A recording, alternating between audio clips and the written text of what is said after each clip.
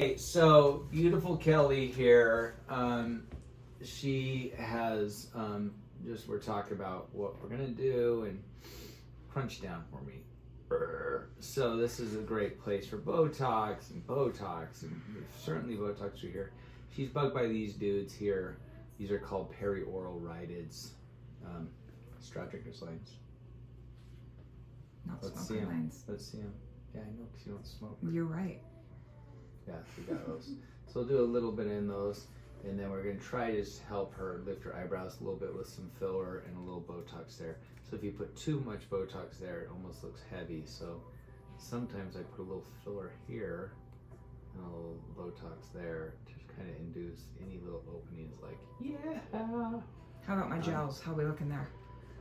I mean, gels are not the even easiest there. to do, but you know, any lift we do is helpful, but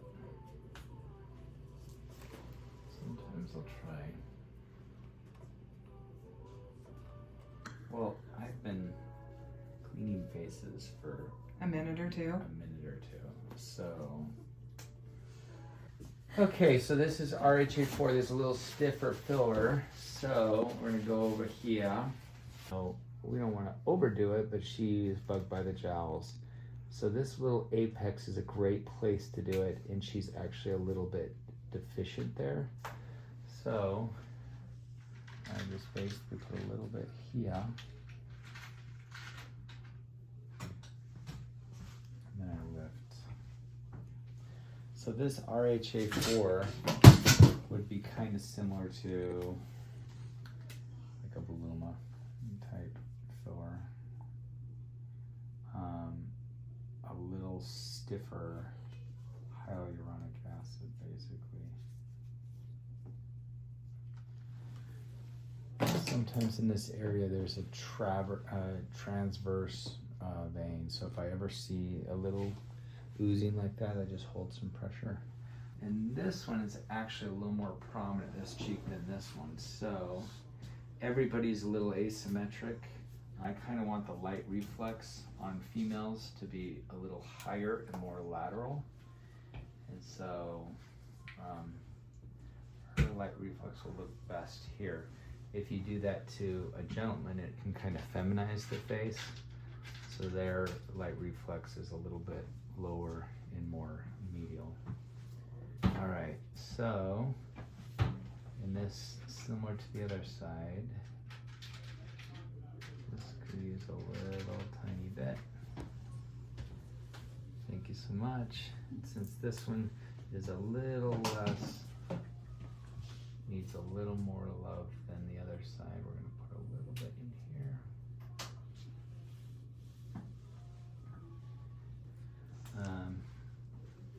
And then a little sting here.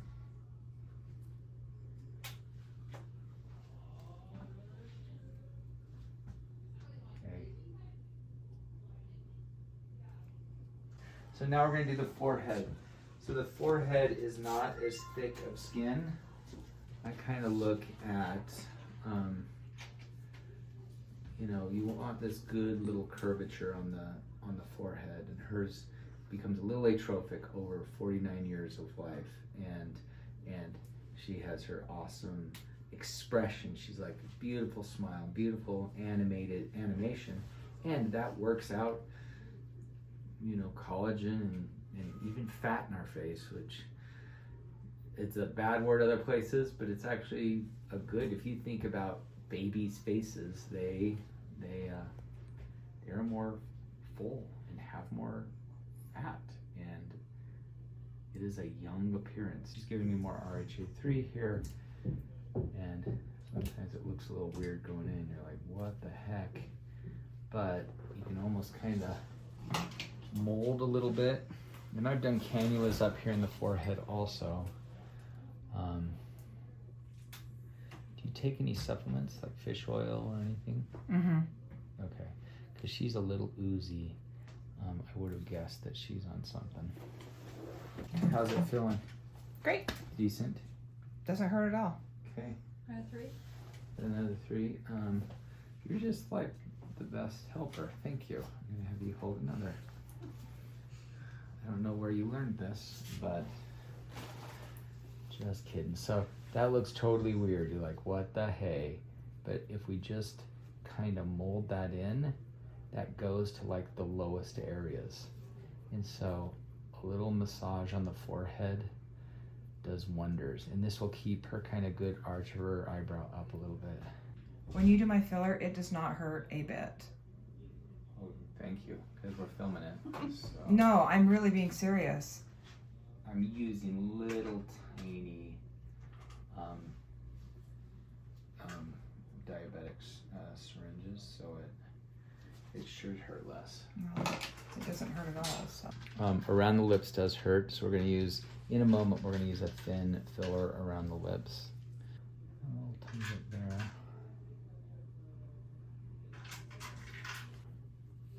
Of a little meso mix. So, again, Kelly still has, like, for 49, it's pretty amazing definition. Still has her filtral columns.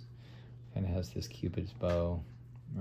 Really looks good, but like many females and males, purse your lips, please.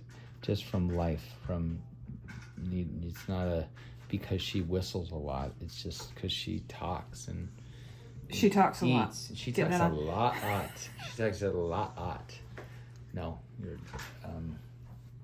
So the forehead's all going to be amazing. It always looks a tiny bit lumpy when people leave, but I just tell them they can kind of massage it in a little bit.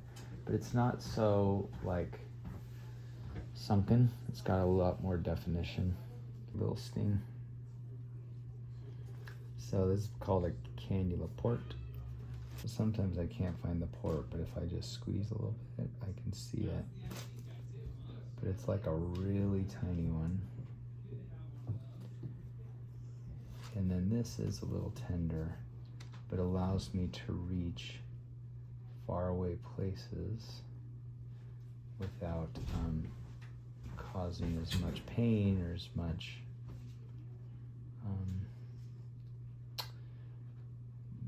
less risk of bruising. Really smooth appearance there. Another cool place to do that is through this area. So why don't you smile big for me? So look at that. So because of her great orbicularis oculi, which is that muscle that goes around the eye, when she squints, it goes like that. So, most people are like, oh, just Botox it. These are getting enough that putting a thin little sheet of a filler akin to what we put there looks very pretty. You can almost get these smile lines too. I like to use not only the thin filler there, like for instance, I like to use it here, but you can do Botox here and here also to make the filler last longer. I really want to make sure this is clean. Please look up for me.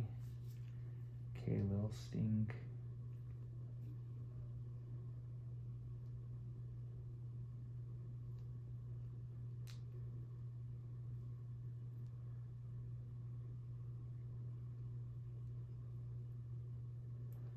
Okay.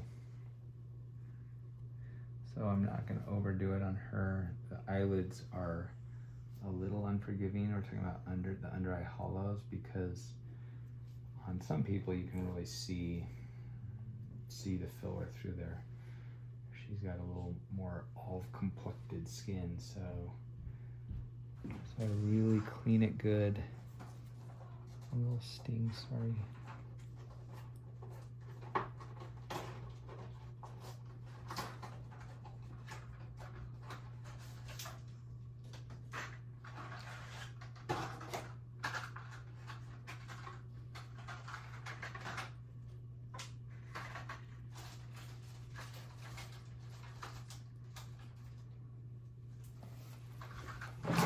Alright, so if I'm going to inject the temple, I have to make sure that I am not like going through there's a lot of veins in here, and arteries. So I fill for the temple artery, and hers sits back in her hairline. So this is a little more deeper injection. This is the frontal temporal crest right through here, and this is the orbital rim. I'm about a centimeter over and up. I just look for any veins. I don't want to get right through that vein where I want to go, but I can go right to the side of it. And this is a deep injection. That is kind of the safer plane to do temples.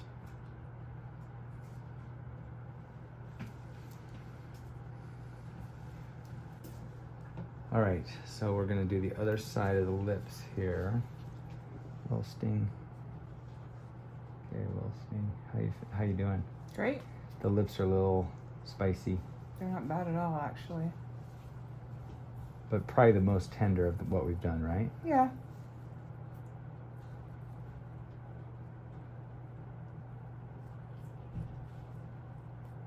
All right. So that dude doesn't want to go in for a moment there. So I can do like a little anterior grade injections on the way in there, and again, this is a very thin filler. It's got a little Botox in there, so there's certain areas I don't want to get a lot of Botox, but just to put this little sheet of filler right above the lip, even in the lip, and on the smile lines will look great.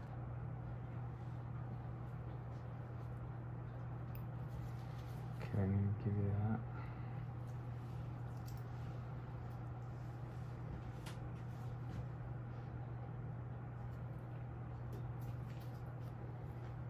So again, taking this cannula, by getting it up through this area, I can just put this thin filler through where these crow's feet are. So it kind of does two things at once. It already puts the Botox, and it puts that filler over there. Little sting. And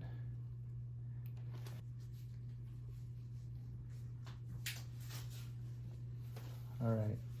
Smile again for me, big. Perfect. Okay, relax. So I'm getting the Botox, I'm getting the thin filler in through this area, which is a beautiful little technique. Safe. I think that's it today. You did it, sister. You did it. You're amazing. You're amazing.